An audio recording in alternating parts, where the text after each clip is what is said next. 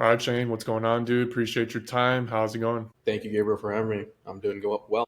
Of course, man. So, long story short, I saw CFO Silvia through Pomp on Twitter or X like a couple months ago, and I've been using it pretty much every day, and I'm absolutely obsessed with it. I think it's super dope what you guys have created. So, for context, for someone that has no idea, what is CFO Silvia? Yeah, the way we like to think about CFO Silvia is essentially like your personal CFO. So in this case, we noticed a trend with wealth advisors or financial advisors where essentially their job is just ingesting information about you and then giving you advice based on that information. So whether it be taking information from you, taking information from the outside world, or whether it be their own perspectives on what to do next with your money and kind of combining those three aspects, right? And that seemed pretty common for any AI application, right? Ingesting information, taking outside world and giving you advice. Yeah. People are already probably asking ChatGPT financial advice. You can see the trend of, importing your blood results for doctors and all that stuff that people were already doing. So similarly, we thought we could probably do the same for finance as well. That's 100% spot on. I used to use ChatGPT for my finances. It was significantly more difficult than CFO Silvia because it has all my accounts on the actual app itself. So it's made it much easier. And then to that first point about like the wealth advisors and stuff like that, I saw you had retweeted Uncore's tweet about like comparing the cost of a financial advisor versus Exactly. kind of just like doing it yourself. And it's insane. Like I'm 100% with that. In terms of like the cost aspect, is this something that you guys took into consideration too, that a lot of these financial advisors are possibly doing something that most of us can do ourselves? Yeah, and I think that's been a huge trend. I mean, after talking to plenty and plenty of users, or even some of Anthony's friends before we even launched, we launched 163 days ago, so we're still fairly new. But during this process, while we're talking to users, you could see the trend of people who have hired financial advisors or wealth advisors before, then fired them, or they kind of just don't like their advice because they think that they're obviously smarter and more capable. And obviously, with intelligence at fingertips right now, I mean, it's pretty obvious of like, hey, learn it yourself, do it yourself. I think there still always will be two personalities, right? One, the majority at least will be doing it yourself, but there'll always be teams for people as well. And then on CFO Sylvia, in terms of like different nuances it could do, for example, like in the scenarios tab, what are some things that like an average individual can start implementing today and actually better their financial life with it? Yeah, I obviously think it's very powerful. Yeah. You being able to run models, whether it be the most complex thing here would be running a Monte Carlo simulation. You just can't do that elsewhere unless you have the model to run it. And so we gave Sylvia essentially a tool call where she can run code in the background for you. So when you really think about that, she can do anything. Mhm. Now, the struggle here is how do you relay that information to the user, especially if they're not financially savvy, right? It's kind of like, what do I ask next to Sylvia? And so phase two of Sylvia is going to be a lot more proactive. Right now, Sylvia is a lot more Q&A. You go in and you ask her questions, she answers, but you kind of have to know what questions to ask. Right. Phase two of Sylvia will be she reaches out to you. So she actually looks out for you just like a real CFO, whether it be from market news, headlines, Twitter, based on your holdings, your portfolio, anything that affects you personally, she can reach out to you.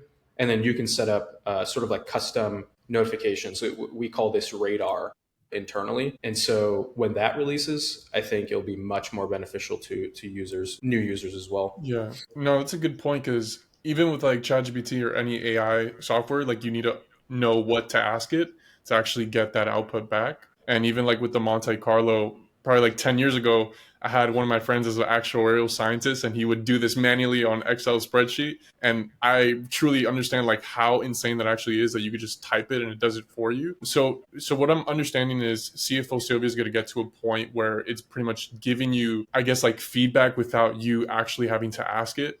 Maybe it's in terms of like exposure in your portfolio or something like that. Yep. Feedback, insights, reminding you, right? That's a huge one that we're already seeing users asking. It's like, remind me when I need to reallocate my portfolio. Remind me if a credit card goes over X amount in a month, or even just simple things. If you want to be reminded near tax season, whatever it is, you would essentially be able to do that.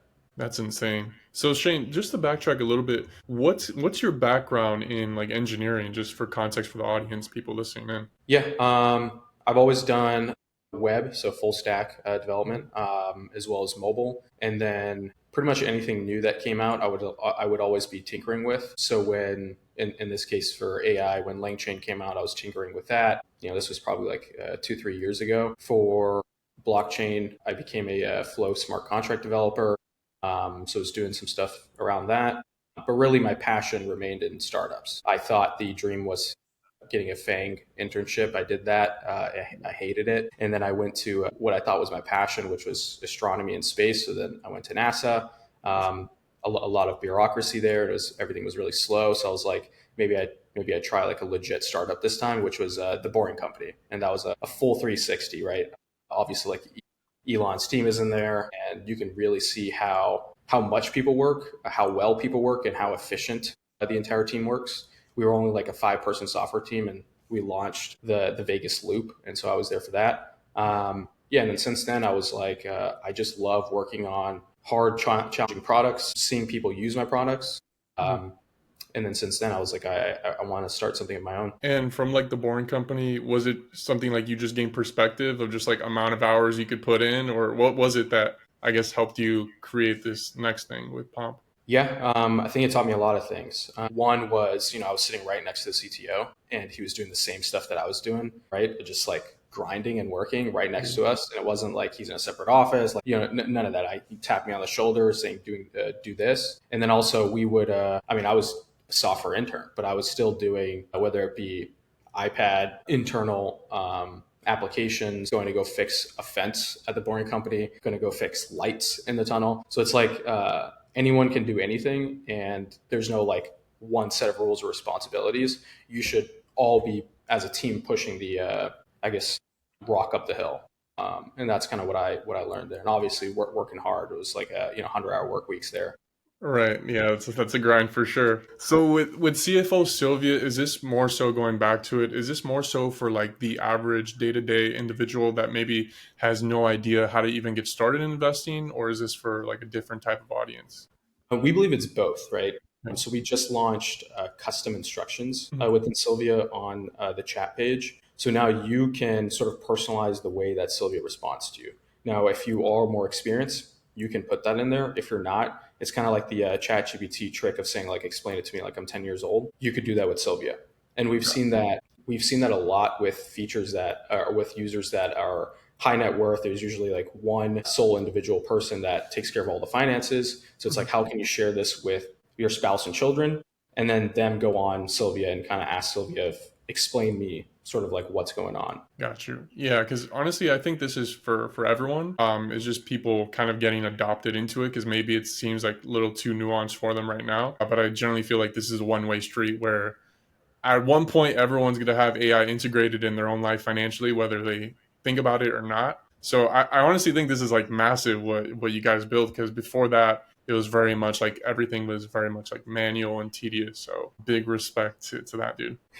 Thank you. Yeah. And one thing to note there is obviously most of the other financial applications are focused on like just tracking your net worth and your spending. And most of them are also focused on budgeting. We kind of took a different route where we wanted to focus on actually growing your net worth and how is that possible? And then obviously being more like a human where you can interact with Sylvia over text, you can call her, you can chat with her on the web, you can email her. So it's all more of a real living human being. And all those interactions we're trying to solve.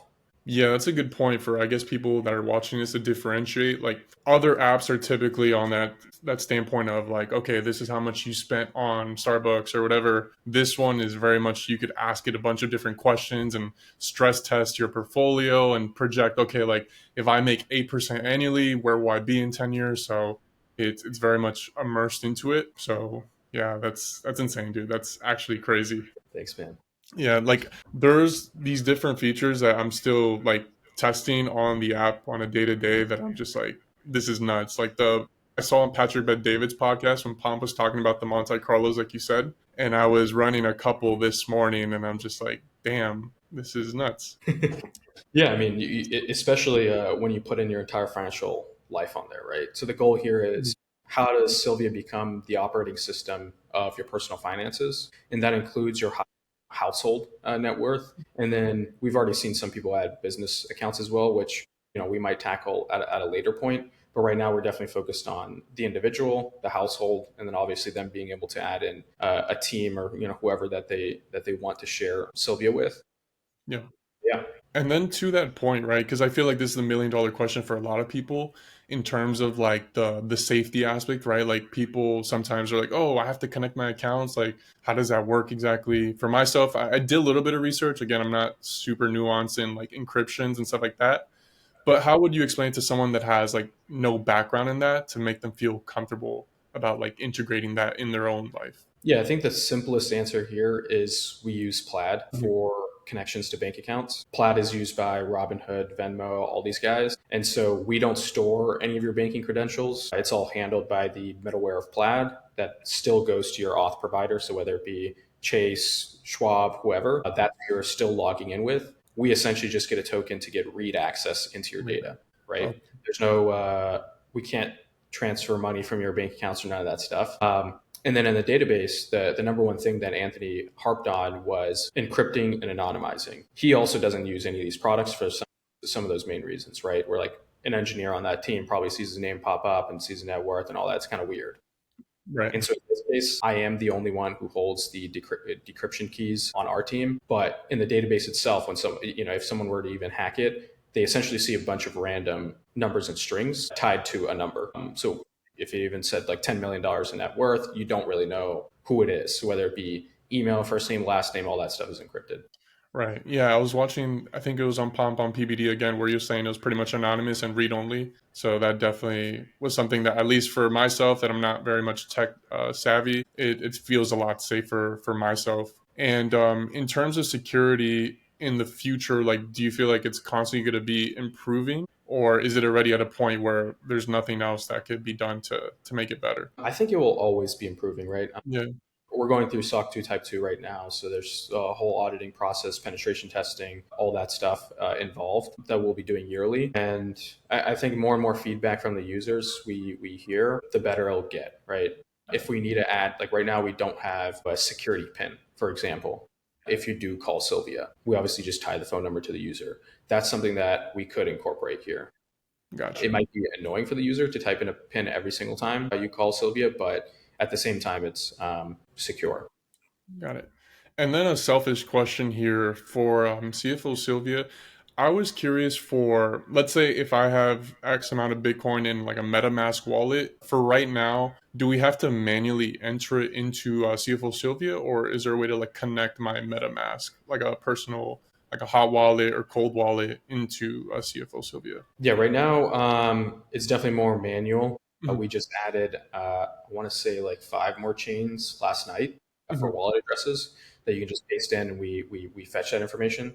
So you can always do that. Yeah. And now, if you're trying to connect, I guess, Ledger or anything like that, we are working on integrations for that as well. Sweet, sweet. I mean, you guys have been super on top of all those responses, so I appreciate that as well. That was, I think, even though like it's manual for myself, like I don't like sell any of my crypto exposure, so for me, it's like completely fine.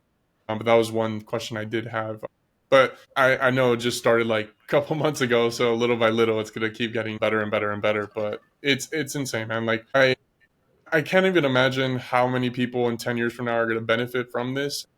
I think you guys are truly building something unique here. For your perspective, like what is the kind of like the end goal with this project? Definitely long term goal is how do we make it the operating system for your financial life? So not only go there to track what's going on, but to actually make decisions for you. So right now, if people are acting on Sylvia's advice of where to put money or where to invest or where to transfer money out of, we see that being done automatically by her.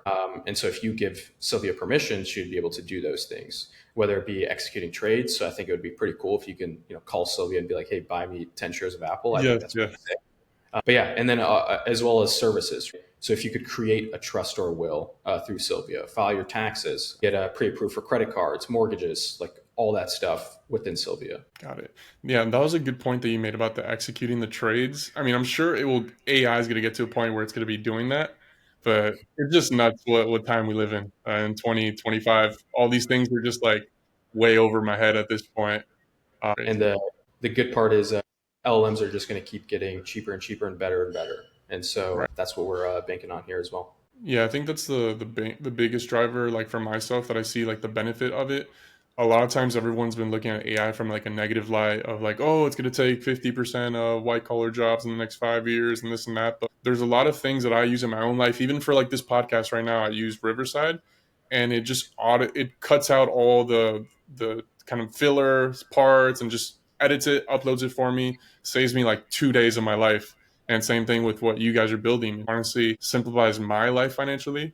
I myself, I teach like personal finance to individuals that are like basically like have a checking and savings and are trying to, understand more of like a Roth IRA individual brokerage. And for a lot of them, I've showed them what I use like for the CFO Silvia and how I think it could better their lives, because people kind of assume sometimes that they can't really manage their own financial life. But with AI, I feel like it's never been easier. And especially with this, where you could integrate your checkings, your savings, your credit cards, your investment accounts, it's super dope. Documents is Yeah. another huge one, right? Just being able to upload anything and everything about your financial life, trust, wills, tax returns is a huge one as well. So, in terms of the trust and wills, what exactly could it do? Like, or at one point, will it be able to do create the documents itself, or how would Yeah, that work? both, right? So it goes back to kind of like phase one of Sylvia of just ingesting as much information as possible. So obviously you can put in any document. Tax returns is a huge one for in this case, just because she can actually examine your tax return and provide you insights, but you still have to ask. Phase two would be, yeah, if you are asking a lot of questions related to maybe children and how do I set up a trust, Mhm. well, then she can sort of guide you of how to create one. And then the third phase would be like, I'll go ahead and create one right now in one click. Um, and so we have like the personal financial statement in one click that you can also schedule, automatically if, give it to me on the first of every month at 9 a.m. and she'll go ahead and send you the personal financial statement and you can CC your broker or whoever on that. Similarly, you'll be able to do one click of pretty much anything. Okay, and you're saying that's already live right now? A personal financial statement is live. Yeah. That's kind of our testing of this phase. And then everything else will be live. Okay, sweet, sweet. Well, Shane, I don't have any more questions, man. I just really want to say again, thank you so much for explaining CFO Sylvia. You guys are crushing it with this. I really hope that people watch this can, join it, see what's up. I generally love it, man. So thank you again for everything you're doing, dude. Thank you for having me, Gabriel. All right, Shane. Cheers, man. See ya.